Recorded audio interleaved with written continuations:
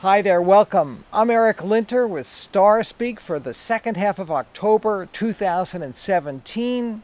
The sun continues to make its way across the sign of peace, love, and understanding, Libra. We have a new emerging theme over the course of these next 2 weeks related to the sign Scorpio. In fact, tomorrow, Tuesday the 17th, we're going to see Mercury enter Scorpio, where the following day, Wednesday, it's conjunct Jupiter. Now, Jupiter recently arrived in Scorpio, and certainly very much in the news has been the issue of sexual harassment and abuse.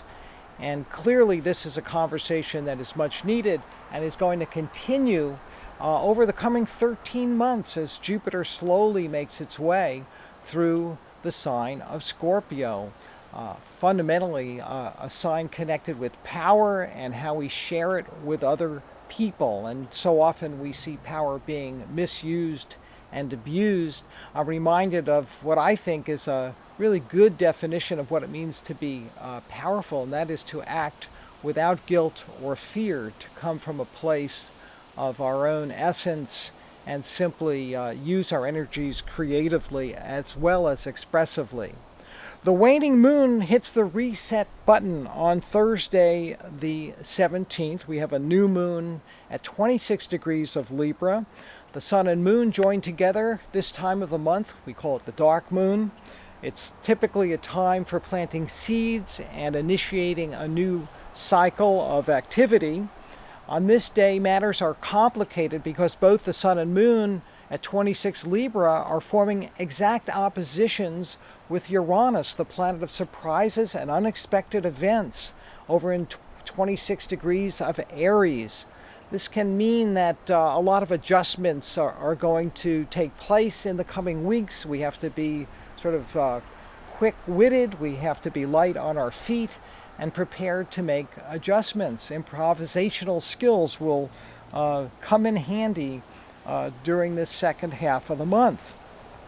As we head into the weekend, we have some rather auspicious energies. The moon is in Scorpio on the 20th and 21st. Contemplation is favored.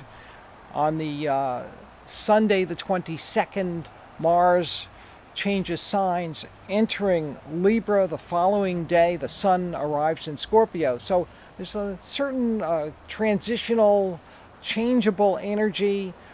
These planetary shifts sometimes take some getting used to.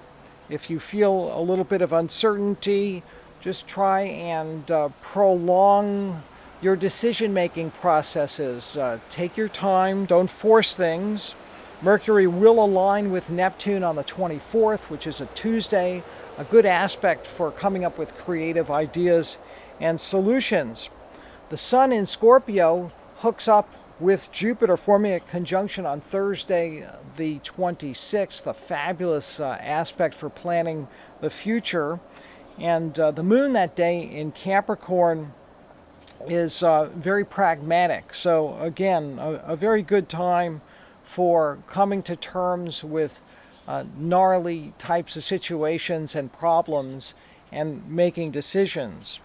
Relationships are a mixed bag. On Friday the 27th, Venus is in a testing angle with Pluto. This can bring folks closer together, but can also precipitate some pitched battles if people have different needs, different agendas. Getting on the same page can be tough, but fortunately Mercury is also harmonizing with Pluto the same day. So as long as those lines of communication remain open and people listen and really hear what other folks are trying to tell them, then there is a strong likelihood that, again, a compromise agreement can be reached. The quarter moon, first quarter, is exact that evening as well. So be patient, accommodating. You don't have to bend over backwards, but it certainly is in everybody's best interest if you can lend an ear and, as I say, be receptive to even things that perhaps you don't really want to hear. The weekend is a good time for socializing. Under an Aquarius moon, people tend to be gregarious and more open-minded. And as we head towards the very end of October, Halloween plays out under a very emotional Piscean moon.